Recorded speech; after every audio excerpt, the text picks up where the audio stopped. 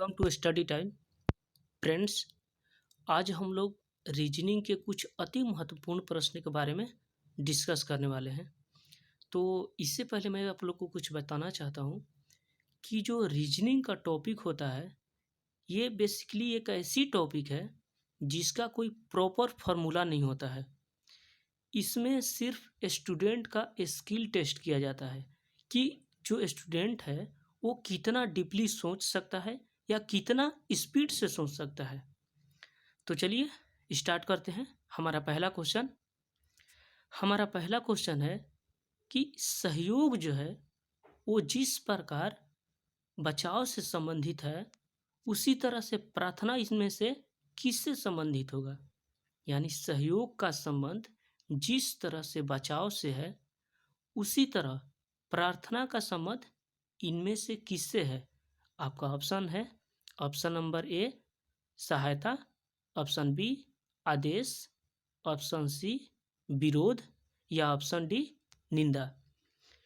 तो देखिए इसमें क्या है कि सहयोग जो है किसी वस्तु को बचाने के लिए किया जाता है या किसी व्यक्ति को बचाने के लिए किया जाता है। जैसे मान लीजिए कोई व्यक्ति प्रॉब्लम में फंसा हुआ है तो उससे क्या है बहुत सारे लोग मिलकर सहयोग करते हैं उसे बचाने के लिए।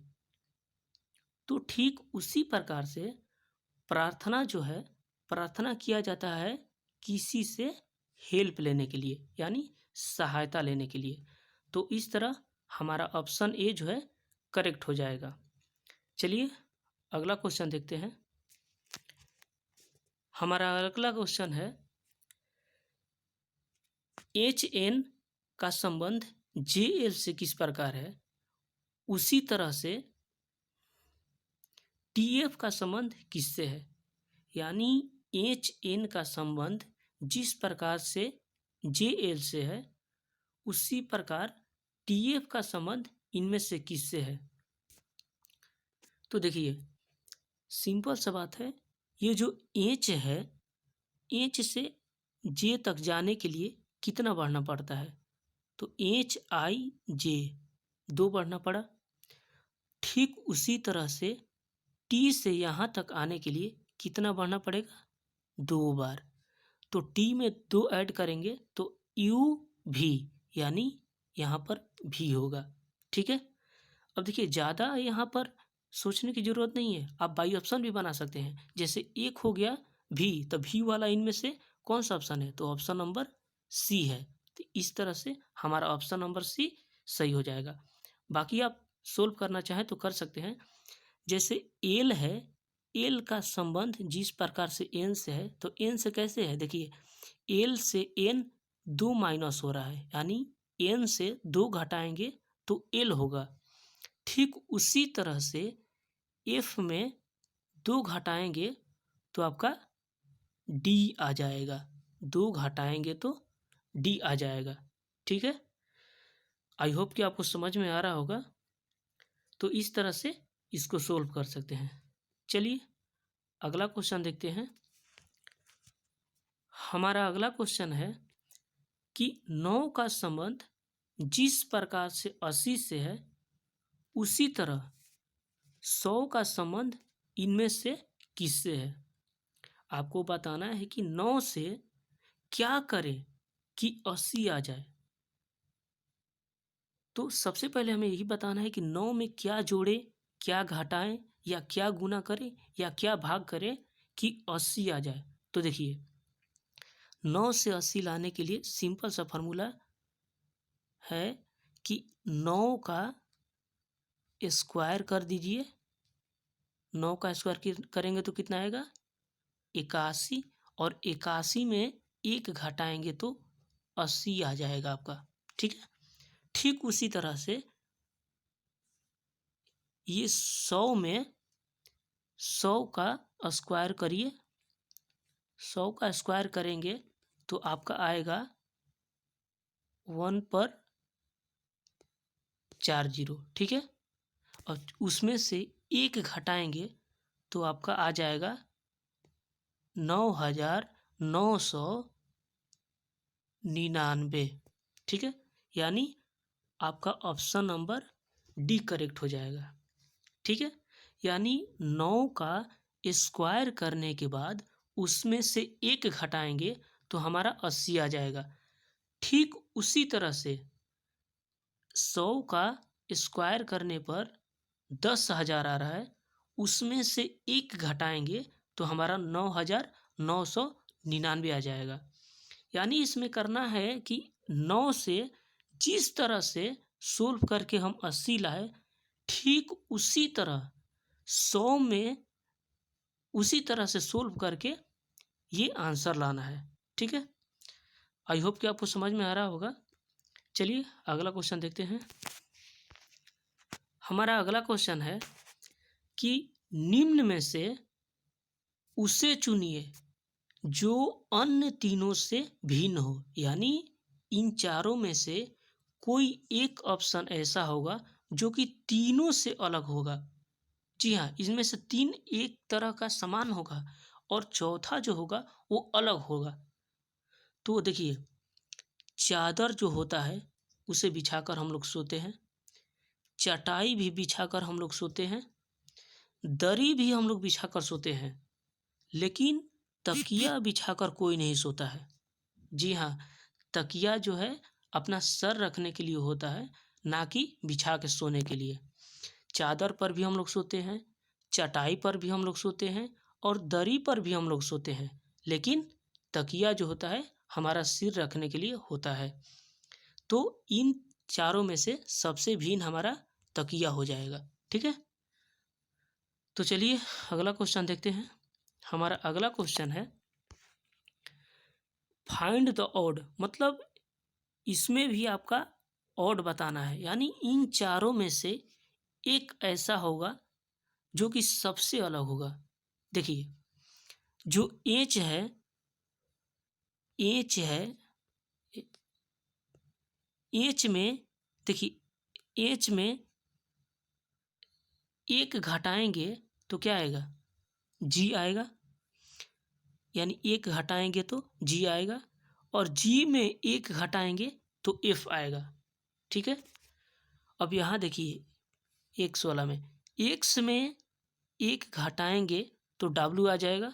चलिए ठीक है, अभी यहाँ पर देखिए एन है, एन में अगर हम लोग 1 घटाते हैं तो एम आ जाएगा और एम में 1 घटाते हैं तो हमारा एल आ जाएगा। ये भी सही है, लेकिन ओ में अगर हम लोग 1 घटाएंगे तो एन आ जाएगा, ना कि पी आएगा। तो इसलिए हमारा ऑप्शन नंबर डी जो है इन सबसे अलग हो जाएगा। यानी इसमें यही करना है कि सबसे अलग कौन है यही बताना है। तो देखिए, सब में 1 माइनस हो रहा है, लेकिन ऑप्शन नंबर डी में 1 प्लस हो रहा है, इसलिए ये ऑप्शन रॉन्ग हो जाएगा। यानी हमारा ऑप्शन यही सही हो जाएगा। ठीक है, चलिए अगला क्वेश्चन देखते हैं। हमारा अगला क्वेश्चन है, देखिए इसमें भी ऑड ही चेक करना है, यानी कि इनमें से कौन सबसे अलग है। तो देखिए, जैसे ऑप्शन नंबर 1 को चेक करते हैं तो 8 है और 27 है, तो 2 का क्यू जो है वो 8 होता है और 3 का क्यू जो है वो 27 होता है, यानी क्यूब पे आ रहा है। अब देखिए, जो 125 है वो 5 का क्यूब होता है और जो 216 है वो 6 का क्यूब होता है। चलिए ये भी क्यूब पे आ गया। अब तीसरा नंबर देखते हैं, जो 347 है वो 7 का क्यूब में आता है और जो 512 है वो 8 का क्यूब में आता है। चलिए ये भी ठीक है, लेकिन ये जो ऑप्शन नंबर डी है, ये 1009 जो है वो किसी का क्यूब में नहीं आता है। जी हाँ, 1009 किसी का क्यूब में नहीं आएगा। हाँ, 1333 जो है वो 11 का क्यूब में आ जाएगा, लेकिन उसके पहले 10 का क्यूब में भी आना चाहिए, जो कि 1009 नहीं आ रहा है। इसलिए हमारा ऑप्शन डी जो है करेक्ट हो जाएगा, यानी ऑप्शन डी जो है इन तीनों से अलग है। तो चलिए अगला क्वेश्चन चेक करते हैं। हमारा अगला क्वेश्चन है, अच्छा देखिए ये क्वेश्चन जो है मैं आप लोग को होमवर्क में दे रहा हूँ, आप लोग ट्राई करिएगा, बन गया तो ठीक, नहीं बना तो अगले बार हम बता देंगे इसको, ठीक है। चलिए अगला क्वेश्चन देखते हैं। हमारा अगला क्वेश्चन है कि 34 स्टार 12 इज इक्वल टू 23, यानी कि 34 और 12 को क्या करें कि हमारा आंसर जो है 23 आ जाए। उसी तरह 28 स्टार 76 को क्या करें कि हमारा आंसर जो है वो 52 आ जाए। ठीक उसी तरह 97 स्टार 39 को क्या करें कि हमारा आंसर 68 आ जाए। जिस तरह से इसमें आंसर आएगा ठीक उसी तरह 37 स्टार 73 को ठीक उसी तरह सोल्व करने से उसका आंसर आ जाएगा। तो देखिए पहला देखिए क्या हो, इसमें 34 को और 12 को दोनों को जोड़ेंगे तो कितना होगा, 4 और 2 6,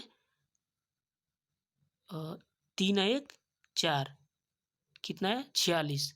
अब इस 46 को 2 से डिवाइड करेंगे तो हमारा 23 आ जाएगा, ठीक है, ये आपका दिया हुआ है। अब ये दोनों को चेक करते हैं, 28 प्लस 76 कितना आएगा 104, और 104 को 2 से डिवाइड करेंगे तो हमारा 52 आ जाएगा, ठीक है, ये भी आ गया। चलिए अब तीसरा नंबर चेक करते हैं, 97 प्लस 39 जोड़ेंगे तो कितना होगा 9 7 16 और 9 3 12 1 14, ठीक है। तो इसको जो है 2 से डिवाइड करेंगे, 2 से डिवाइड करेंगे तो कितना होगा 2 7 9 7 16 9 3 12 1 13, सॉरी 136 होगा। तो 2 से 2 6 12 और 2 8 16 यानी 68 आ गया। ये सब तो 68 आ गया, यानी तीनों जो है क्या करना पड़ रहा है, 1 मिनट, हाँ तीनों में क्या करना पड़ रहा है, तो मिटा दे रहे हैं क्योंकि स्पेस नहीं है। देखिए बेसिकली क्या करना पड़ रहा है, इसमें यही करना पड़ रहा है कि दोनों को जोड़ के 2 से डिवाइड करेंगे तो हमारा आंसर आ जाएगा। जैसे अब ये वाला चेक करते हैं, 97 प्लस 93 ऐड करेंगे तो 136 आएगा, और 136 में 2 से डिवाइड करेंगे तो हमारा 68 आ जाएगा, ठीक है। तो उसी तरह से अब इसको देखना है, 37 अब प्लस 73 अब बटा 2 अगर कर देंगे तो हमारा आंसर आ जाएगा। इसको मिटा दे रहे हैं।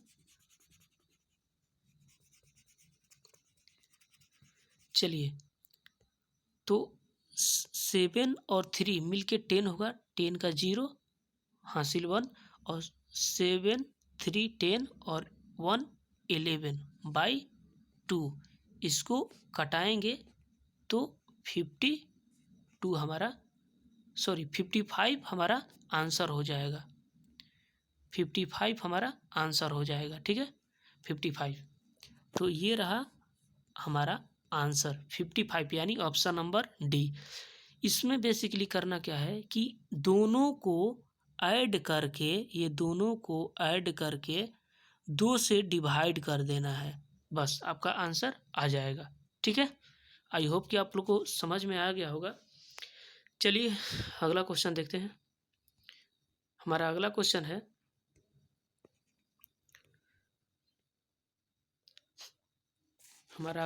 है, कि देखिए दिया है, यदि गुणा का अर्थ माइनस है। फिर माइनस का अर्थ भागा है और भागा का अर्थ प्लस है और प्लस का अर्थ गुना है। तो इस तरह से 18 भागा 4 गुना 3 प्लस 8 गुना माइनस 6 गुना 18, इसी को सोल्व करना है। यानी ये क्वेश्चन को सोल्व करना है। देखिए कैसे सोल्व करेंगे।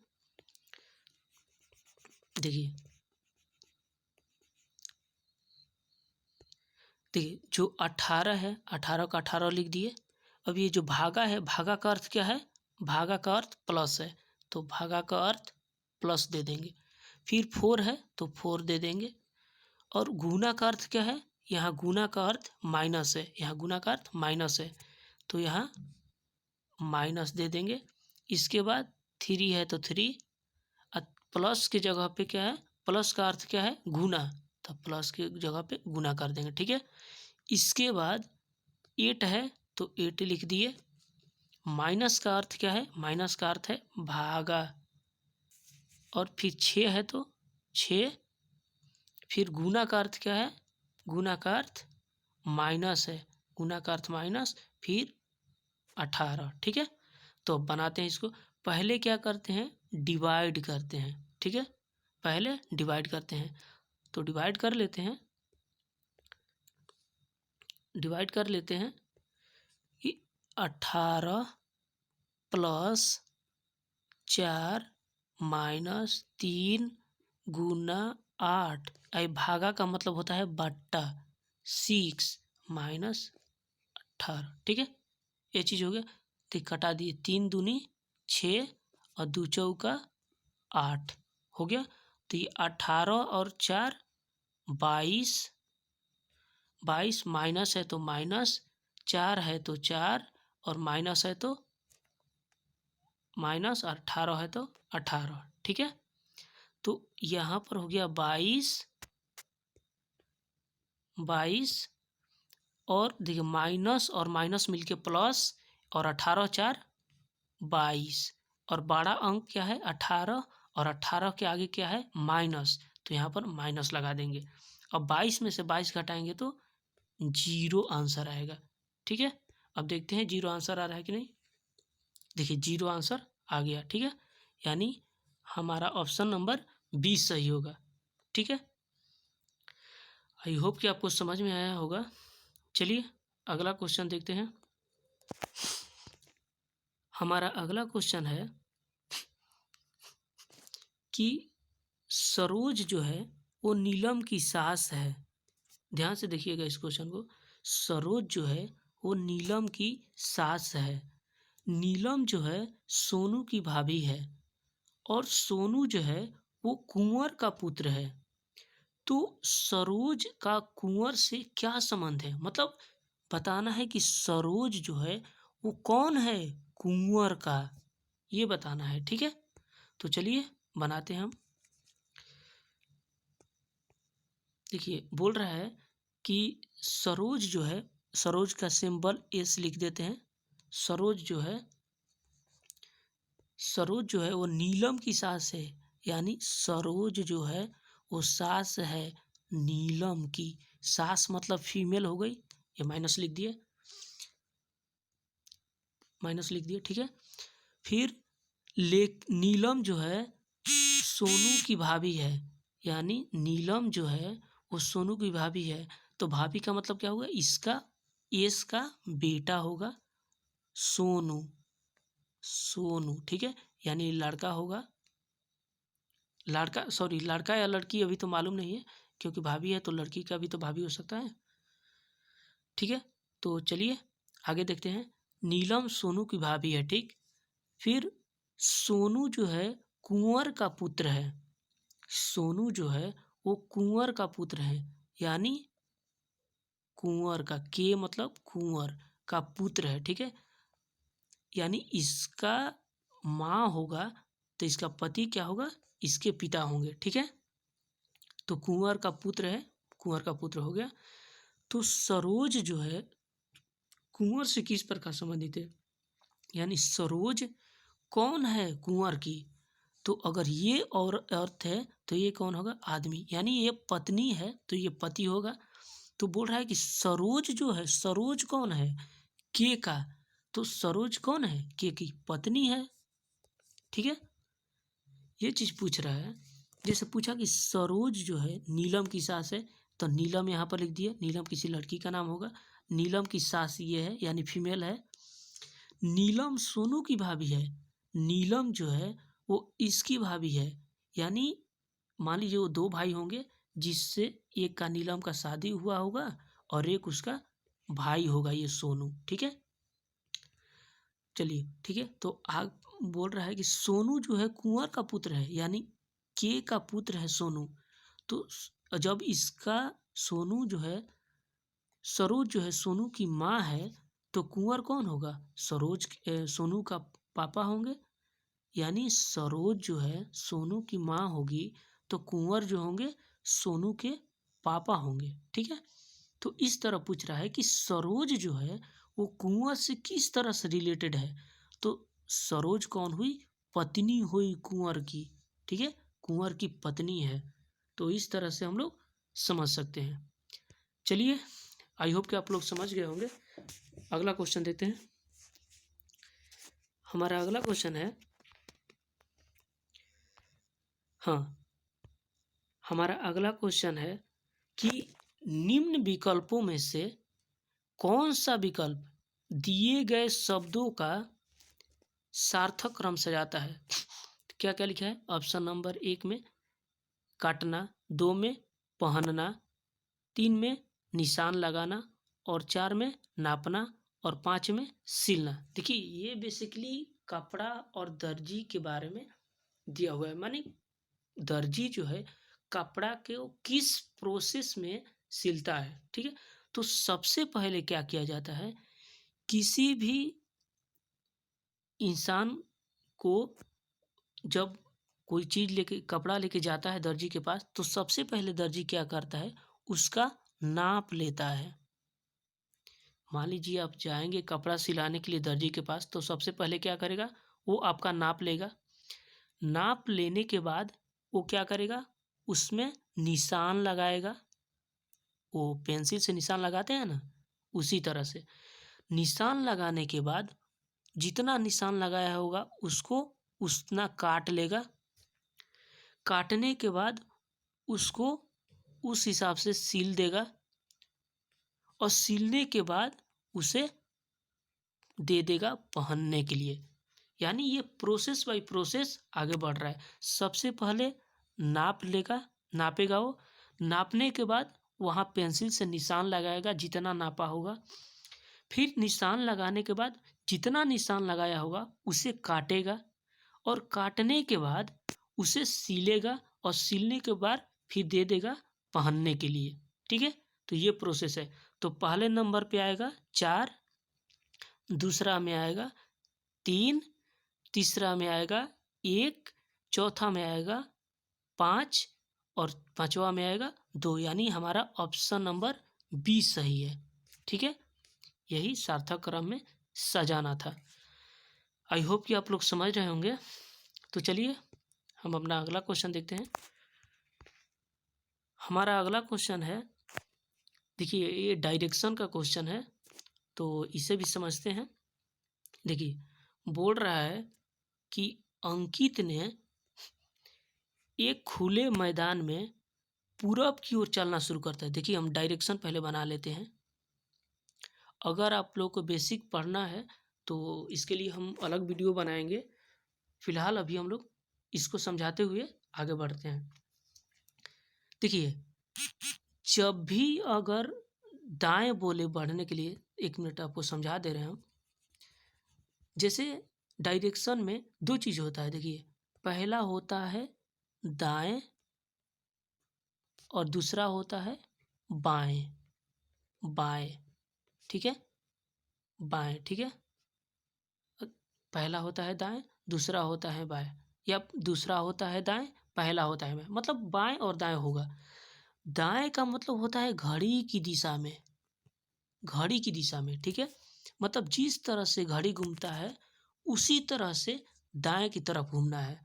जब भी दाएं घूमने के लिए बोलेगा हम लोग हमेशा क्लॉकवाइज ही घूमेंगे, और जब भी बाएं तरफ से बोलेगा कि बाएं घूमो तो हमेशा घड़ी के विपरीत दिशा में, यानी घड़ी के विपरीत, विपरीत, ठीक है, घड़ी के विपरीत दिशा में घूमेंगे, ठीक है। तो आई होप कि समझ रहे होंगे आप लोग, ठीक है। इतना हो गया। जब भी दाएं बोलेगा हम लोग हमेशा घड़ी की दिशा में मुड़ेंगे, और जब भी बाएं मुड़ने के लिए बोलेगा घड़ी के उल्टे दिशा में यानी विपरीत दिशा में घूमेंगे।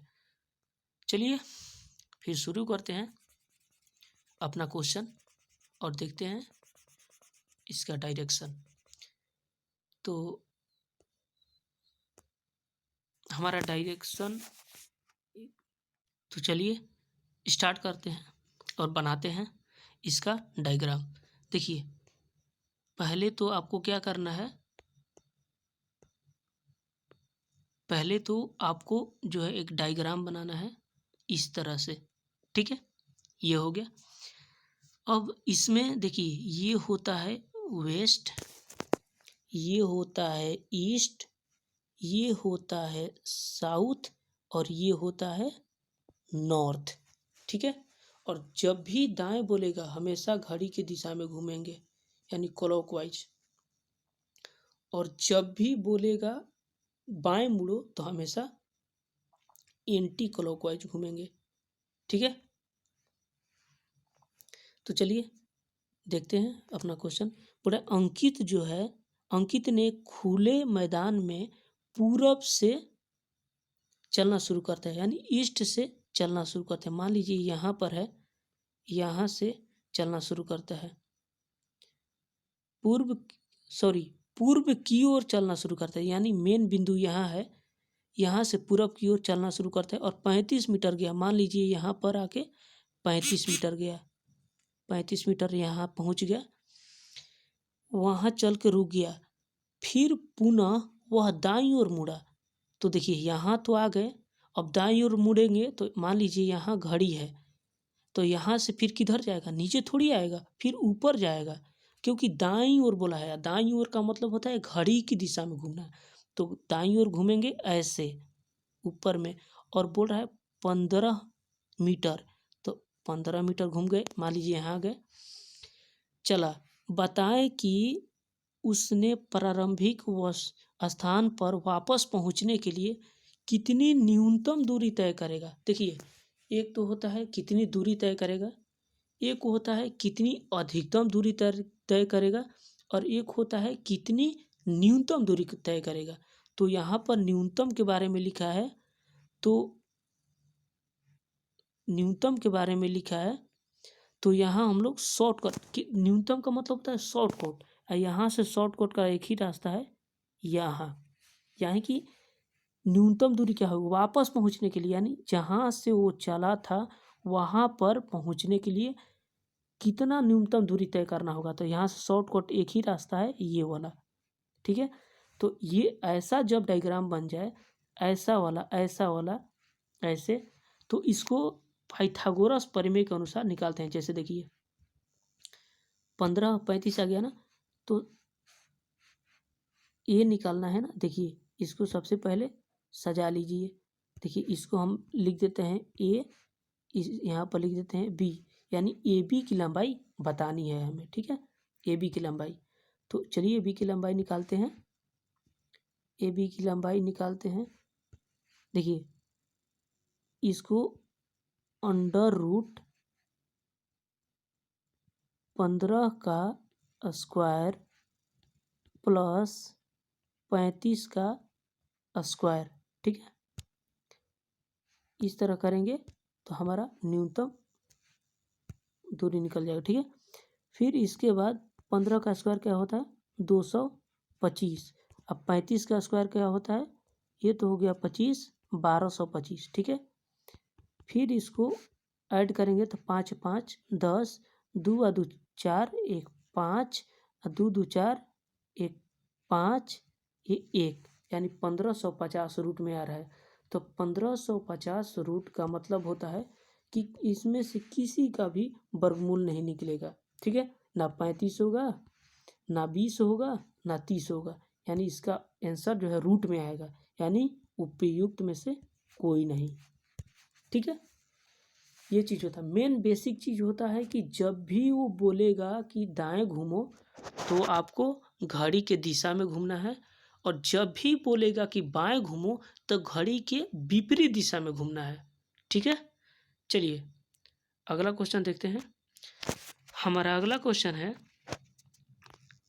नीचे दिए गए विकल्पों में से वह शब्द चुनिए जो दिए गए अक्षरों के प्रयोग करके बनाया जाता सकता है। यानी कि मान लीजिए ये जो अक्षर लिखा है, ये जो अक्षर लिखा है LIMITA,